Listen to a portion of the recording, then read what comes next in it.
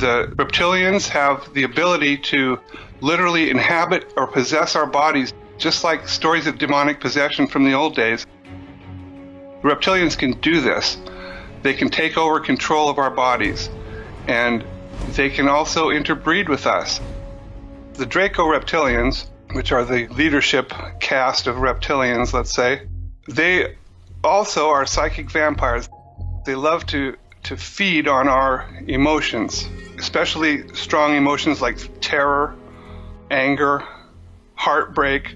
They set up a lot of people so that they can put them in situations where these emotions will come out, and then they can just invisibly harvest that energy, because of course our bodies are putting out energy all the time, and the more intense the emotion is, the more energy that we put out from our bodies, and they can just basically feed off of that.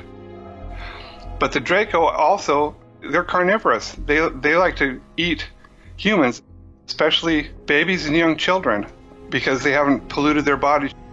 And there's millions of people that have gone missing over the past several decades that have never been accounted for. Where do you hide millions of people? You can't hide them. You know, they're being turned over to these aliens. They'll do anything they can to get them as terrified as possible, because when their bodies are infused with the maximum amount of adrenaline, they get like a kind of a high off of it that they've kind of become addicted to. It's like a drug to them. It's a terrible thing. It's one of the most difficult things to talk about, and it's certainly all by itself that's a reason not to disclose the truth. The aliens which are in control of this place are malevolent, they're hostile, they're invasive, intrusive. They don't care at all about our well-being or our comfort. We are seen by them as being livestock. We are a harvestable commodity. We are human resources. It has been active in human history as long as we've had history. There have been gods from the skies that come down and interact with humans. There have been reptilian rulers that demand human sacrifice all throughout the history of the world. To get to the top levels of the Black Ops world, you have to basically sell out to the aliens in order to get there. That's why the head of the National Security Agency is also the founder of the Temple of Set. If you know what that is, it's devil worship. And they're all involved in that. And that's a whole nother subject. But humans disappear from this world all the time, and they're never seen again. They like to take street people, because the cops don't care what happens to them when they get reported as missing. And apparently some of them are sold into slavery, and some of them are just consumed. I mean, how does the president come out and speak about that publicly? The president doesn't even have the power to order disclosure to happen, because he doesn't know the whole truth himself. It's because there's security classification so high that he can't even know they exist unless someone tells him. The attitude of the military is any president is going to be gone within 4 to 8 years, but the military will remain and the aliens will remain, and so will the projects that we're engaged in together.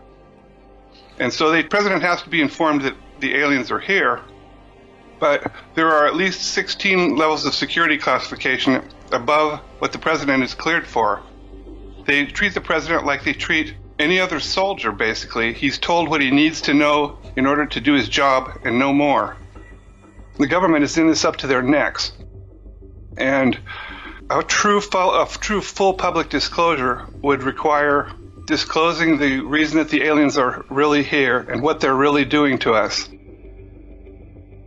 I don't think that people could hear that without starting a new revolution. We would basically dismantle our government in order to stop them from doing what they're doing, because we are being handed over to the aliens.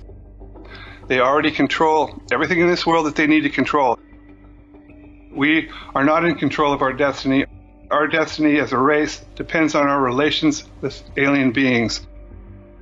It's better to know the truth than to go through life under an illusion. And most of the things that we're told turn out on examination to not be true. There's always a level of deception in this world. No matter what you look at, nothing works the way you think it does. We've got to come to grips with what's going on here, because this planet is in a lot of trouble right now. People don't realize it.